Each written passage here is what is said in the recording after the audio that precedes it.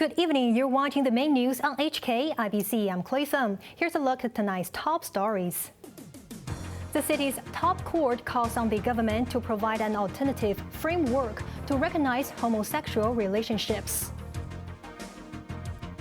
The fireworks display for National Day returns next month after a 5-year absence. And Russia says it won't resume a Green Deal unless the West keeps its word. In a landmark decision, the Court of Final Appeal has ruled that the government failed to set up an alternative framework for the recognition of homosexual relationships. But the city's top court rejected granting full marriage rights to same-sex couples or recognize homosexual marriages conducted overseas. Janice Low reports. Back in 2013, activist Jimmy Sham married his male partner in New York. But Hong Kong does not recognize local and overseas homosexual marriages because there's no related law.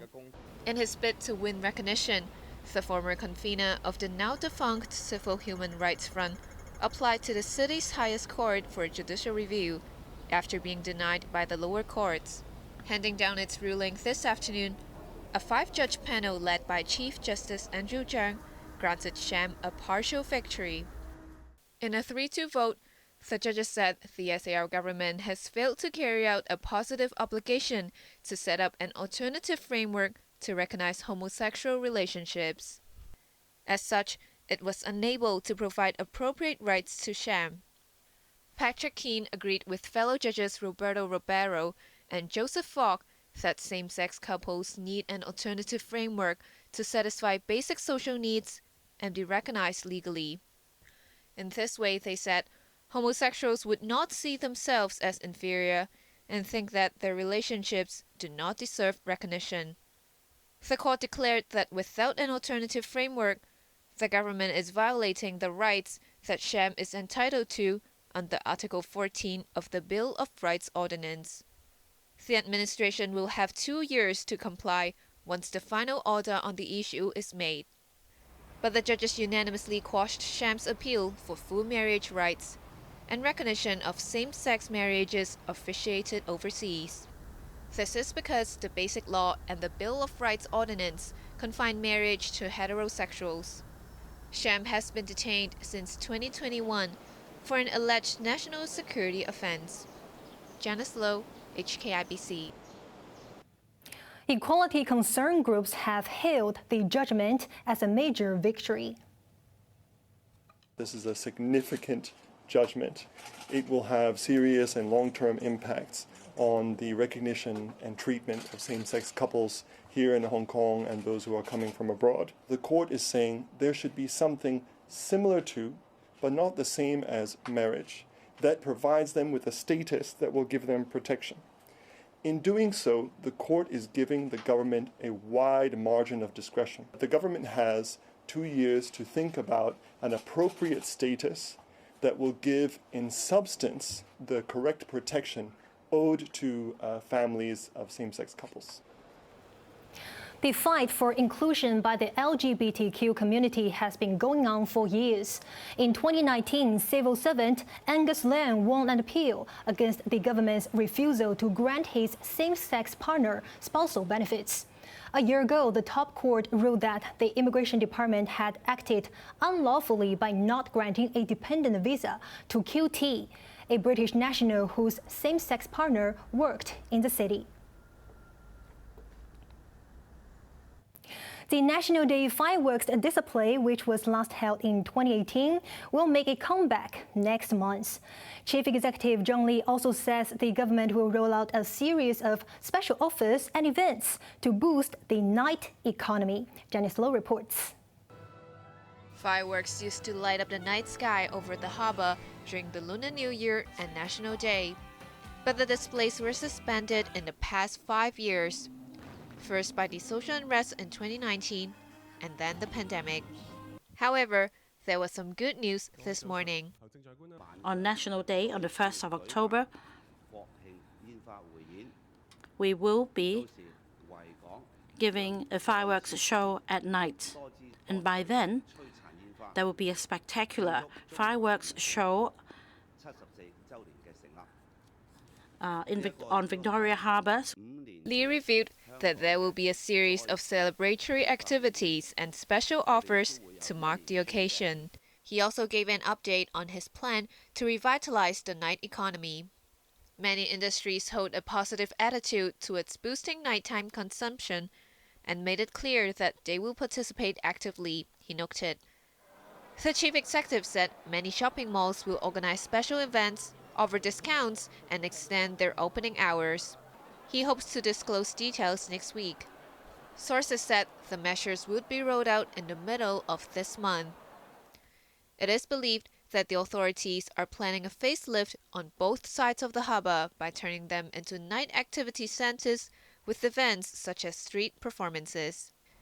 Swire Properties was among the first to offer promotions to lure nighttime consumers with parking and shopping perks and special shows. Janice Low, HKIBC. The chief executive has sidestepped questions on whether an executive councillor had pressured restaurants to refuse reservations from the Democratic Party for its fundraising banquet. Any organization that wants to organize activities for their own is a matter for themselves. How successful they can do that is also a matter for themselves, and how things can be arranged. Throughout his 15-minute press briefing this morning, Lee did not mention the Democratic Party by name, even though questions related to the group were raised several times. He also did not say if members of the city's oldest opposition party will be allowed to participate in the district council elections in December. A dog was accidentally strangled in Kennedy Town this morning. The freak accident took place in the lift lobby of a residential tower on Belchers Street. A foreign domestic helper had ushered 3 dogs into the lift, and as the doors were closing, one of them suddenly ran out. The mongrel's leash was caught by the doors, dragging it upwards as the lift started going up. The animal eventually suffocated, and the owners were notified of the tragedy. Thousands of people were evacuated and vehicles swept away by floods as tropical depression Haikui made landfall twice in southern China early this morning.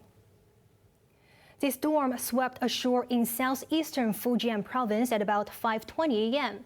before heading out to sea and making its second landfall near Chaozhou City in Guangdong. Heavy floods were reported in nearby regions. 2 people went missing when a fire truck in Fuzhou was swept away. Classes in several cities were suspended and train services were severely disrupted. Heavy rains are expected to continue in Guangdong and Fujian, but Haikui's wind speed will weaken. Overseas, Russian President Vladimir Putin says Moscow will not return to a deal ensuring Ukrainians' grain exports unless Western restrictions on Russian products are lifted first. He maintained his hardline stance despite mediation efforts from his Turkish counterpart. Remy Yang tells us more. Before traveling to the G20 summit in India, Turkish President Recep Tayyip Erdogan stopped off at the Black Sea resort of Sochi to meet his Russian counterpart Vladimir Putin. While the leaders had plenty to discuss, much of the focus went to Moscow's intention to rejoin a grain deal it recently walked away from. Under the landmark agreement signed last year, Ukraine was allowed to continue exporting grain amid the conflict with Russia and alleviate the global food crisis. But the deal collapsed in July after Putin accused the West of ignoring a parallel memorandum facilitating Russian grain and fertilizer exports. Hopes of Erdogan bringing Putin back to the table eventually fizzled out.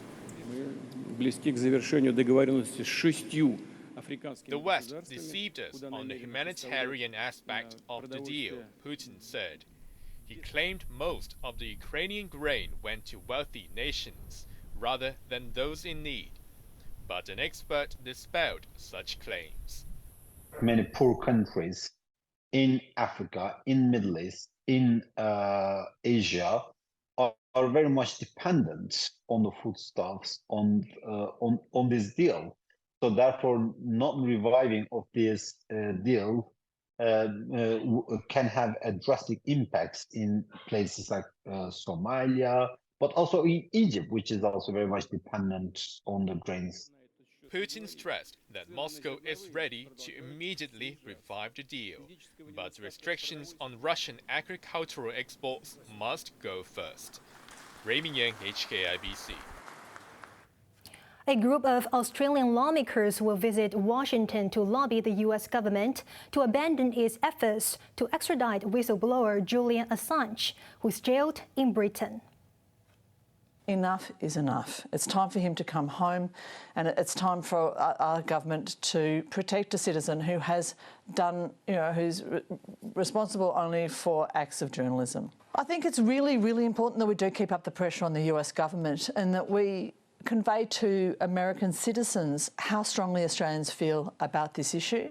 I think everything that we can do can make a change, and it would be remiss of us not to make every effort that we can on Mr. Assange's behalf. The lawmakers noted that Assange's health is deteriorating. Washington charged him for espionage for publishing classified military and diplomatic cables through WikiLeaks. If convicted, he can be jailed for up to 175 years. Assange supporters say he is being persecuted because he revealed U.S. military misdeeds in occupied countries.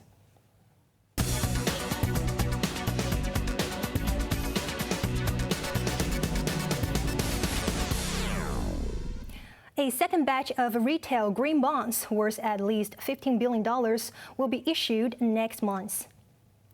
The amount could jump to $20 billion if the demand is huge. The new bonds come with a guaranteed interest rate of 4.75%, much higher than the 2.5% for the first batch last year. The new bonds have a face value of $10,000 each and mature in 3 years. Financial Services Chief Christopher Hui said the bonds will be listed on the stock exchange on October the 11th, the day after they are issued. The money raised will finance projects with environmental benefits. China's services activity has expanded at the slowest pace since the start of the year, as weakened demand continued to drag down growth. A private sector survey showed that the Caixin S&P Global Services Purchasing Managers Index, or PMI, dropped from 54.1 in July to 51.8 last month. It was the lowest reading since December, when the country was still grappling with COVID. The figures were largely in line with the downward trend seen in the official services PMI released last week. But both the official and Caixin manufacturing PMIs showed an increase in August. Meanwhile, Hong Kong's PMI index slightly rebounded from 49.4 in July to 49.8 in August. Although that ended a 5-month losing streak, economic activity remained in contraction territory, according to an S&P survey. In addition, Hong Kong business confidence fell to its lowest level in more than 2 years. And now let's take a look at the markets. The Hang Seng Index closed down 387 points. Top 10 active stocks: Tracker Fund lost 40 cents, Alibaba lost 80 cents, Tencent lost $4.40, and Meituan down $4.10. AIA down $2.55, Xiaomi down 82 cents, and BYD Company down $5.80. Forex trading against Hong Kong dollar, the euro is at 8.41, British pound at 9.84, and Australian dollar at 4.99. Moving on to the UK market, the London FTSE is currently up 14 points. Finally, onto the weather now. Mostly cloudy tomorrow with occasional showers brought by Cyclone Haikui. Temperatures will range between 27 and 30 degrees. Expect similar conditions the following day. And that is our main news for Tuesday night. Join us for more news at 11. I'm Chloe Feng. Thank you for watching. Good night.